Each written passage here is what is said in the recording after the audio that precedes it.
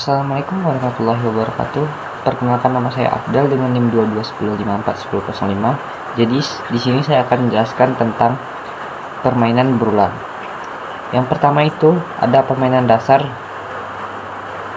Permainan dasar dilema tahanan adalah permainan di mana setiap pemain mempunyai strategi dominan. Namun, keseimbangan yang muncul ketika semua pemain menggunakan strategi dominannya. Strategi dominannya memberikan hasil yang lebih buruk bagi setiap pemain dibandingkan jika mereka semua menggunakan strategi dominannya.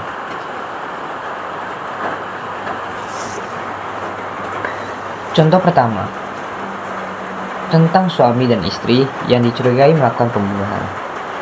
Masing-masing diinterogasi secara terpisah dan dapat memilih untuk mengakui atau mengakui kejahatannya atau dapat menyangkal keterlibatan apapun. Kedua pemain di sini memiliki strategi yang dominan. Masing-masing lebih baik mengaku terlepas dari apa yang dilakukan pemain lain. Hasil keseimbangan mengharuskan kedua pemain memutuskan untuk mengaku dan masing-masing dari pemain mendapatkan hukuman 10 tahun penjara. Namun, jika mereka berdua memilih untuk menyangkal, mereka akan lebih baik dengan hanya 3 tahun penjara. Seperti inilah tabelnya. Strategi curang. Ketika para pemain tidak bekerja sama satu sama lain, mereka memilih untuk mengaku dengan harapan mereka mendapatkan keuntungan individu dengan mengorbankan lawan. Oleh karena itu, pemain dapat dikatakan pembelot. Para pemain membuat keputusan dan melaksanakan pilihan mereka secara individu. Jika kedua pemain dapat berdiskusi, memilih dan memainkan strategi mereka bersama-sama, misalnya jika para tahanan berada dalam ruangannya sama dan dapat memberikan jawaban bersama terhadap pertanyaan apakah mereka berdua akan mengaku, tidak akan ada kesulitan dalam mencapai hasil yang diinginkan.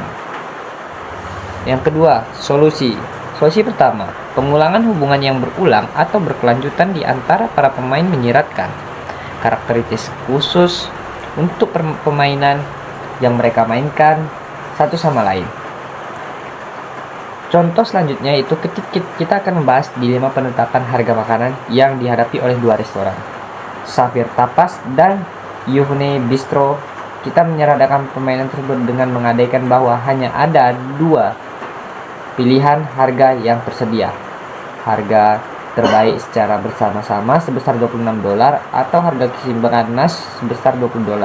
Setiap restoran memiliki strategi dominan untuk membelot dan untuk menetapkan harga makanan sebesar $20. Meskipun lebih memilih hasil di mana masing-masing restoran bekerja sama dan menetapkan harga yang lebih tinggi, yaitu $26 per porsi, seperti gambar berikut. Katakanlah Safir menyimpang dari strategi penetapan harga ini. Ia dapat meningkatkan keuntungannya dari $32.400 menjadi $36.000 selama 1 bulan. Namun kerjasama tersebut tidak dapat dilanjutkan dan saingan Safir tidak akan memiliki alasan untuk bekerja sama sejak saat itu. Setelah kerjasama rusak, mungkin secara permanen, keuntungan untuk Safir adalah $28.800 setiap bulannya, bukan $32.400. Seperti seharusnya jika Safir tidak pernah curang, Safir akan kehilangan $3.600 setiap bulannya. Setelah itu, dengan menghancurkan kerjasama. Yang A, pengulangan terbatas. Masing-masing akan menggunakan rollback untuk menentukan harga yang akan dikenakan setiap bulan melalui analisis mereka pada bulan ketiga. Mereka menyadari bahwa pada saat itu tidak ada hubungan masa depan yang perlu dipertimbangkan. Setiap restoran akan menemukan bahwa mereka mempunyai strategi dominan untuk curang. Ingat, hal tersebut tidak ada masa depan yang perlu dipertimbangkan pada bulan kedua. Masing-masing dari pemain mengetahui bahwa akan terjadi saling kecurangan di bulan ketiga. Oleh karena itu, keduanya akan curang di bulan kedua. Kecurangan juga merupakan strategi dominan di bulan yang kedua. Argumen yang sama juga berlaku untuk bulan pertama.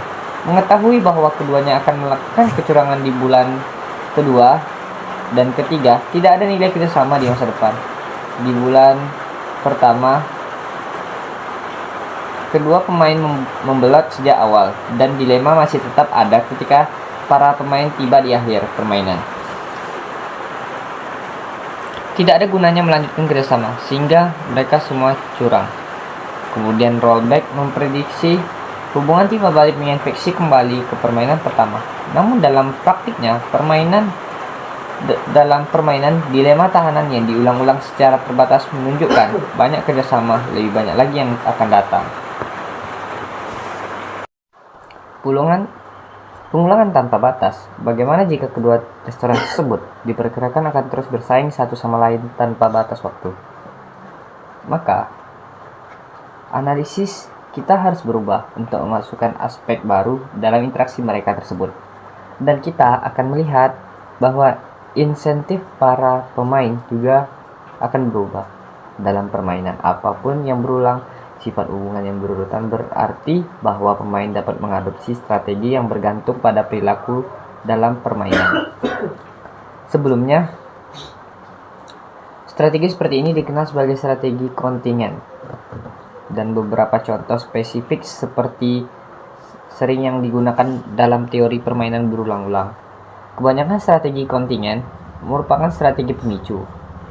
Seorang pemain yang menggunakan strategi pemicu bermain secara kooperatif selama lawannya untuk melakukan, tetapi setiap pembelotan di pihak mereka memicu periode hukuman dengan jangka waktu tertentu di mana dia bermain secara non-kooperatif sebagai respon. Dua strategi pemicu yang paling terkenal adalah strategi suram dan saling balas dendam. Strategi yang suram memerlukan kerjasama dengan lawan Anda sampai ia membelot dari kerjasama. Setelah pembelotan terjadi, Anda menghukum lawan Anda dengan memilih cacat strategi pada setiap permainan selama sisa permainan. Ketiga itu solusi kedua, penalti dan penghargaan. Salah satu cara paling sederhana untuk menghindari dilema tahanan dalam versi permainan adalah memberikan hukuman langsung kepada pemain ketika mereka melakukan kecurangan seperti gambar di atas ini. Lihat. Jika hanya satu pemain yang curang, hasil permainan akan mengakibatkan hukuman 1 tahun penjara bagi yang curang dan 25 tahun bagi kooperator. Namun yang curang yang keluar penjara akan lebih awal mungkin akan menemukan teman-teman kooperator menunggu di luar penjara. Kerugian fisik yang disebabkan oleh teman-teman tersebut mungkin setara dengan tambahan hukuman 20 tahun penjara. Pemeriksaan menunjukkan bahwa sekarang ada dua persamaan nas strategi murni. Salah satu hasilnya adalah hasil mengaku, dan yang lainnya adalah hasil menyangkal. Permainan ini telah berubah dari dilema tahanan menjadi permainan jaminan. Menyelesaikan permainan baru ini membutuhkan pemilihan sebuah keseimbangan dari dua keseimbangan yang ada. Salah satu hasil kerja sama yang lebih baik daripada yang lain dari sudut pandang kedua pemain. Oleh karena itu akan mudah untuk mempertahankan sebagai titik fokus jika beberapa konvergensi ekspektasi dapat dicapai. Perhatikan bahwa hukuman dengan skenario ini dijatuhkan kepada yang curang hanya jika lawannya juga tidak curang. Namun, hukuman yang lebih ketat dapat dimasukkan ke dalam dilema tawanan. Seperti hukuman untuk pengakuan, hukuman seperti itu biasanya harus dijatuhkan oleh pihak ketiga yang memiliki kekuasaan atas kedua pemain, bukan oleh teman-teman pemain lain. Karena teman-teman tidak memiliki posisi yang kuat untuk menghukum pemain pertama ketika rekannya juga melakukan pembelotan.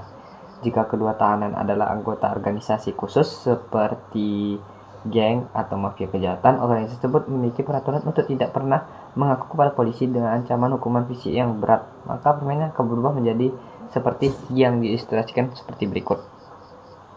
Dalam permainan dilema tahanan yang lebih besar, Kesulitan muncul dalam penggunaan hukuman khususnya. Jika terdapat banyak pemain dan terdapat ketidakpastian, skema penalti mungkin akan lebih sulit dipertahankan.